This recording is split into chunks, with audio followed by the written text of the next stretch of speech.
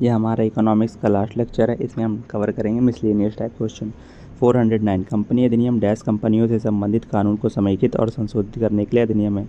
तो 2013 से संबंधित है। कंपनी अधिनियम 2013 को 29 अध्यायों, 470 धाराओं, 7 अनुसूचियों में विभाजित किया गया है। यह अधिनियम केंद्र सरकार कॉर्पोरेट मामलों के मंत्रालय को अधीनस्थ कानून के माध्यम से नियम बनाने का अधिकार देता है। यह अधिनियम कंपनी बनाने की प्रक्रिया को भी स्पष्ट करता है, जिसमें नाम, चार्टर, सदस्य, उद्देश्य और शेयर पूंजी शामिल है। मैचिंग करना है। सूक्ष्म ऋण क्या होता है? माइक्रो क्रेडिट पारंपरिक बैंक ऋण के लिए अर्हता प्राप्त कर पाने वाले बहुत गरीब उद्यमियों को प्रदान किया जाने वाला छोटा ऋण कहलाता है माइक्रो क्रेडिट। सूक्ष्म बचत क्या होता है? कम आय वाले व्यक्तियों के लिए डिजाइन किए गए छोटे, प्रायः सहकर्मी निगरानी वाले बचत उत्पाद। सूक्ष्म बीमा क्या होता है? कम आय वाली आबादी के लिए विशिष्ट जोखिमों के विरुद्ध वित्तीय सुरक्षा। सामाजिक ऋण आधार ऋण चुकौती गारंटी के रूप में समूह उत्तरदायित्व का उपयोग। तो फर्स्ट का 4, तो पहला नंबर है इसका। राष्ट्रीय बहुआयामी गरीबी सूचकांक MPI बेसलाइन रिपोर्ट में अनुमानों की गणना करने के लिए निम्नलिखित में से किस डेटा का उपयोग किया गया था? बेसलाइन रिपोर्ट MPI में अनुमानों की गणना करने के लिए NFSH4 राष्ट्रीय परिवार स्वास्थ्य सर्वेक्षण NFHS4 की यूज़ किया गया था। राष्ट्रीय परिवार स्वास्थ्य सर्वेक्षण NFHS4 राष्ट्रीय बहुआयामी गरीबी सूचकांक MPI एक ऐसा उपकरण है जो भारत में आय से परे कई आयों में गरीबी को मापता है। MPI को नीति आयोग ने संयुक्त राष्ट्र विकास कार्यक्रम UNDP और ऑक्सफोर्ड गरीबी और मानव विकास पहल OPHI के सहयोग से विकसित किया। भारत में आवधिक श्रम बल सर्वेक्षण periodic labour force survey PLFS की शुरुआत से पहले राष्ट्रीय सांख्यिकी कार्यालय नेशनल स्टैटिस्टिकल ऑफिस NSO रोजगार और बेरोजगारी संकेतों के लिए किस प्रकार के सर्वेक्षण आयोजित किए थे? पंचवार्षिक सर्वेक्षण। आवधिक श्रम बल सर्वेक्षण PLFS की शुरुआत से पहले राष्ट्रीय सांख्यिकी कार्यालय NSO ने रोजगार और बेरोजगारी के आंकड़े एकत्र करने के लिए राष्ट्रीय नमूना सर्वेक्षण NSS कार्यक्रम के तहत पंचवर्षीय सर्वेक्षण किए। प्रत्येक 5 वर्ष में किए जाने वाले इन सर्वेक्षणों में श्रम बल भागीदारी और बेरोजगारी के रुझानों के बारे में विस्तृत जानकारी मिलती है। इस तरह का पहला सर्वेक्षण 1972-73 में NSS के 27वें दौर के दौरान किया गया था। एक प्रसिद्ध संगठन एवं स्वनियोजित महिला संघ सेल्फ एम्प्लॉयड वुमेन एसोसिएशन सेवा निम्नलिखित में किस राज्य संबंधित है? गुजरात राज्य से संबंधित है। सेवा स्वरोजगार महिला संघ सेवा गुजरात में स्थित एक ट्रेड यूनियन है जिसकी स्थापना 1972 में ईला भट्ट ने की थी। अगला क्वेश्चन है, धन मजदूरी में परिवर्तन की दर और बेरोजगारी की दर के बीच अनुभवजन्य रूप से स्थापित संबंध को किस रूप में जाना जाता है? तो फिलिप्स वक्र के रूप में जाना जाता है। फिलिप्स वक्र क्या बताता है? ये बताता है कि मुद्रास्फीति और बेरोजगारी में विपरीत संबंध है। उच्च मुद्रास्फीति में निम्न बेरोजगारी होती है और निम्न मुद्रास्फीति में उच्च बेरोजगारी होती है। इस अवधारणा को सबसे पहले एल्बन विलियम फिलिप्स ने प्रस्तावित किया था। फ्रॉइडमैन का मॉडल मिल्टन फ्राइडमैन का मौद्रिक नीति मॉडल जो मौद्रिक आपूर्ति और मांग पर केंद्रित है। कीनीसियन मॉडल क्या था? कीनीसियन जॉन मेनार्ड कीनीस का व्यापक आर्थिक मॉडल जो सरकारी हस्तक्षेप का समग्र मांग पर जोर देता है। बॉमेल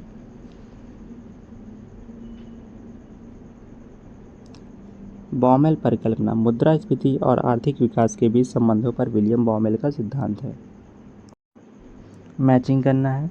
व्यापार प्राथमिकताओं की वैश्विक प्रणाली 1988, भारतीय खाड़ी सहयोग परिषद मुक्त व्यापार समझौता 2004, भारत कोरिया गणराज्य व्यापक आर्थिक साझेदारी समझौता 2010, 7वीं व्यापार नीति समीक्षा 2021।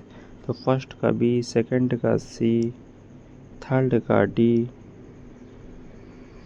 फर्स्ट का B, सेकंड, थर्ड का D, तो D नंबर है इसका। व्यापार प्राथमिकताओं की वैश्विक प्रणाली 1988 विकासशील देशों के बीच व्यापार को बढ़ावा देती है। भारत खाड़ी सहयोग परिषद मुक्त व्यापार समझौता 2004 और इसका उद्देश्य व्यापार संबंधों को उदार बनाना और मुक्त व्यापार समझौते की संभावनाओं को तलाशना है। भारत कोरिया गणराज्य व्यापक आर्थिक भागीदारी समझौता 2010 वस्तुओं पर शुल्क कम करके आर्थिक सहयोग को बढ़ाना है। 7वीं व्यापार नीति समीक्षा 2021 सदस्य देशों की व्यापार नीतियों की नियमित समीक्षा के लिए एक WTO की क्रियाविधि है। 2015 के दौरान डैश क्षेत्र में भारत सरकार ने लगभग 49% एफडीआई की अनुमति दी, तो रक्षा क्षेत्र में 49% एफडीआई की अनुमति दी। मई 2014-15 से मेक इन इंडिया के अंतर्गत सूचीबद्ध क्षेत्रों में एफडीआई नीति में सुधार। भारत ने खाद्य, खुदरा, रेल अवसंरचना निर्माण और विनिर्माण सहित विभिन्न क्षेत्रों में एफडीआई नीतियों को उदार बनाया, जिससे आर्थिक विकास और रोजगार सृजन को बढ़ावा देने के लिए 100% तक विदेशी निवेश की अनुमति मिल गई। एमआरटीपी अधिनियम के संबंध में निम्नलिखित में से कौन से कथन सत्य हैं? एकाधिकार तथा प्रतिबंधात्मक व्यापार व्यवहार अधिनियम एमआरटीपी एक्ट को प्रतिस्पर्धा अधिनियम 2002 द्वारा निरस्त एवं प्रतिस्थापित किया गया था।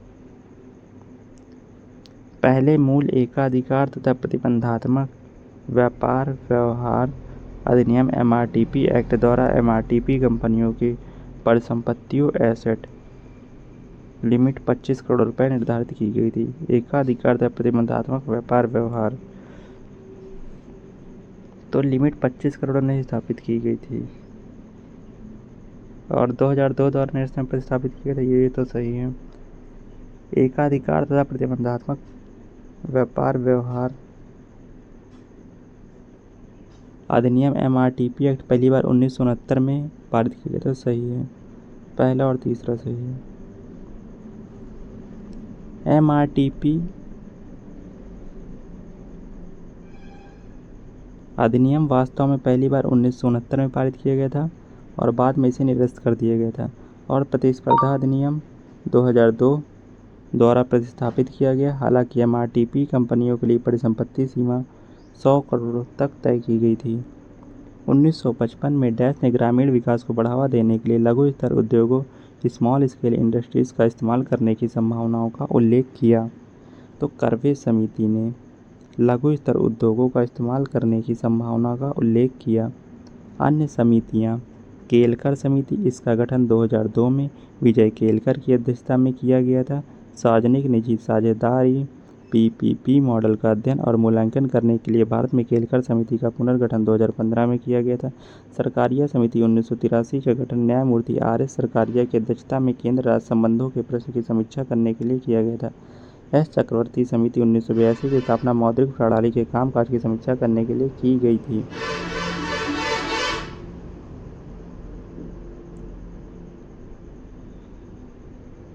बड़े धक्के का सिद्धांत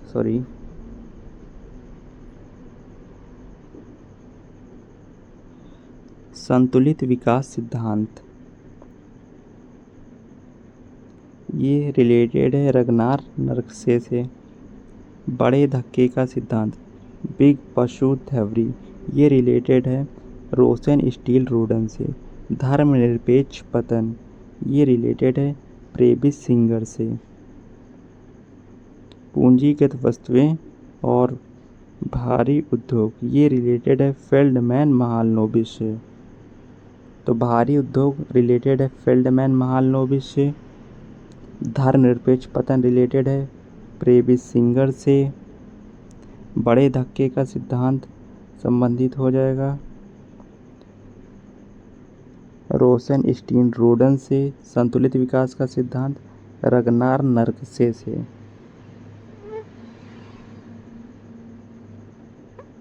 तो इसका सही ऑप्शन है सी। संतुलित विकास के सिद्धांत में कहा गया कि अर्थव्यवस्था के सभी क्षेत्रों में एक साथ संतुलित विकास होना चाहिए। बिग पशु सिद्धांत एक विकास अर्थशास्त्र अवधारणा है जो सुझाव देती है कि प्रमुख क्षेत्रों में एक बड़ा समन्वित निवेश निरंतर आर्थिक विकास की ओर ले जा सकता है। पूंजीगत वस्तुएं उन उत्पादों को संदर्भित करता है जिनका उपयोग अन्य उत्पादों के उत्पादन में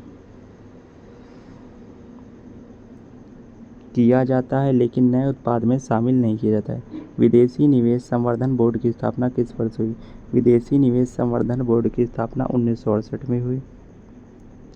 वित्त मंत्रालय के आर्थिक मामलों के विभाग में स्थित विदेशी निवेश संवर्धन बोर्ड FIPB एक अंतर मंत्रालयी निकाय है जो FDI प्रस्तावों के प्रसंस्करण और सरकारी अनुमोदन के लिए सिफारिशें करने के लिए उत्तरदायी है। 1996 में इसे वाणिज्य और उद्योग मंत्रालय में उद्योग और आंतरिक व्यापार संवर्धन विभाग DPIIT को हस्तांतरित कर दिया गया था। मई 2017 में विदेशी निवेश संवर्धन बोर्ड FIPB को विदेशी निवेश सुविधा पोर्टल FIFP द्वारा प्रतिस्थापित किया गया था। 1965 में कृषि मूल्य आयोग की स्थापना का मुख्य उद्देश्य क्या था? तो कृषि मूल्य आयोग की स्थापना का मुख्य उद्देश्य सरकार द्वारा खरीदे गए विभिन्न कृषि उत्पादों की कीमतों का निर्धारण करना था। कृषि लागत एवं मूल्य आयोग CACP भारत सरकार के कृषि एवं किसान कल्याण मंत्रालय के अंतर्गत एक संलग्न कार्यालय है जो चुनिंदा फसलों के न्यूनतम समर्थन मूल्य MSP की सिफारिश करता है। इसकी स्थापना 1965 में कृषि मूल्य आयोग के रूप में की गई थी। इसे 1985 में इसका वर्तमान नाम दिया गया। वित्तीय संसाधनों के निम्नलिखित में से किस स्रोत के लिए वित्तीय मध्यस्थता की आवश्यकता नहीं हो सकती है? तो पारिवारिक निधियों के लिए वित्तीय मध्यस्थता की आवश्यकता नहीं होती है। वित्तीय मध्यस्थता से तात्पर्य उस प्रक्रिया से है जिसमें वित्तीय संस्थान बचतकर्ताओं और उधारकर्ताओं के बीच मध्यस्थ के रूप में कार्य करते हैं, जिससे निधियों का प्रवाह सुगम होता है। सार्वजनिक निर्गम के माध्यम से इक्विटी जुटाना, बैंकों से उधार लेना और अखिल भारतीय विकास वित्तीय संस्थानों से धन प्राप्त करना, सभी में वित्तीय मध्यस्थता शामिल है। बैंक स्वयं जमाकर्ताओं और उधारकर्ताओं के बीच मध्यस्थ के रूप में कार्य करते हैं।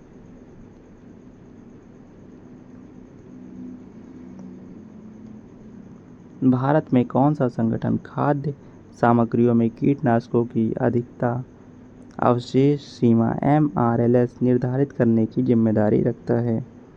तो भारतीय खाद्य सुरक्षा और मानक प्राधिकरण FSSAI। भारतीय खाद्य सुरक्षा और मानक प्राधिकरण FSSAI यह खाद्य सुरक्षा और मानक अधिनियम 2006 के तहत स्थापित एक स्वायत्त वैधानिक निकाय है। यह स्वास्थ्य एवं परिवार कल्याण मंत्रालय के प्रशासनिक नियंत्रण में आता है। मुख्यालय नई दिल्ली। भारत में श्रम बल सांख्यिकी लेबर फोर्स स्टैटिस्टिक्स प्रदान करने वाले व्यापक घरेलू सर्वेक्षण का नाम क्या है, जो पहली बार 1955 में आयोजित किया गया था? तो रोजगार बेरोजगारी सर्वेक्षण EUS। रोजगार बेरोजगारी सर्वेक्षण EUS यह पहली बार 1955 में राष्ट्रीय नमूना सर्वेक्षण NSS के 9वें सर्वेक्षण में आयोजित किया गया था। ML दंतेवाला समिति की रिपोर्ट के आधार पर पंचवर्षीय सर्वेक्षण का वर्तमान प्रयोग 1972-73 में 27वें सर्वेक्षण में शुरू हुआ। प्रशुल्क एवं व्यापार पर सामान्य समझौता GATT का 8वां राउंड, जिसे उरुग्वे राउंड भी कहा जाता है, कब हुआ था, जिसके परिणामस्वरूप विश्व व्यापार संगठन WTO की स्थापना हुई थी? तो 1994 में। प्रशुल्क एवं व्यापार पर सामान्य समझौता GATT पर 1947 में जेनेवा में 23 देशों द्वारा हस्ताक्षर किए गए थे, जो 1 जनवरी 1948 को लागू हुआ था। सम्मेलन का उरुग्वे राउंड 1987 से 1994 मराकेश समझौते में परिणत हुआ, जिसके परिणामस्वरूप विश्व व्यापार संगठन 1 जनवरी 1995 को स्थापना हुई। डैश एक ऐसा संगठन है जो भारत में संपूर्ण सहकारी आंदोलन का प्रतिनिधित्व कर रहा है। तो NCUI।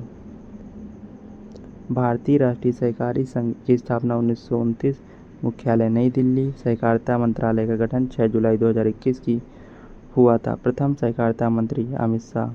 National federation of cooperative sugar factories limited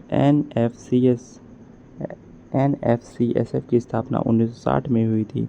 16 जुलाई 1929 को स्थापित कौन सा संगठन, जिसे पहले imperial council of agriculture research के नाम से जाना जाता था, भारत में कृषि अनुसंधान और शिक्षा का प्रभारी है? तो भारतीय कृषि अनुसंधान परिषद ICAR।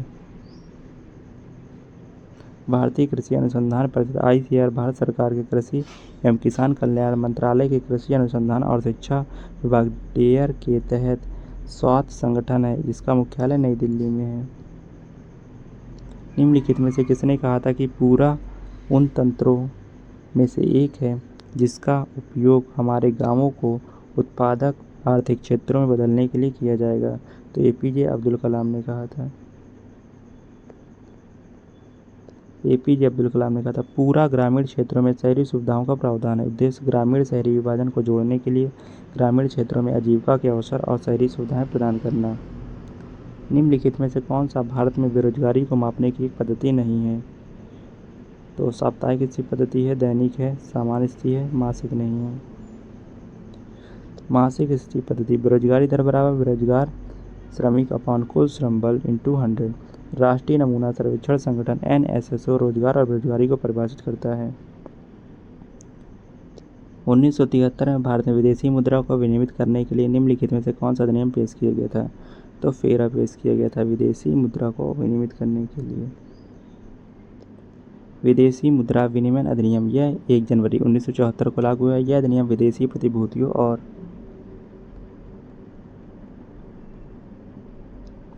विनिमय लेन देन को विनियमित करने और निगरानी करने के लिए पारित किया गया था। इसे निरस्त कर दिया गया और एक नए कानून द्वारा प्रतिस्थापित किया गया। विदेशी मुद्रा प्रबंधन अधिनियम 1999 फेमा द्वारा 1 जून 2000 से यह प्रभावी हो गया था।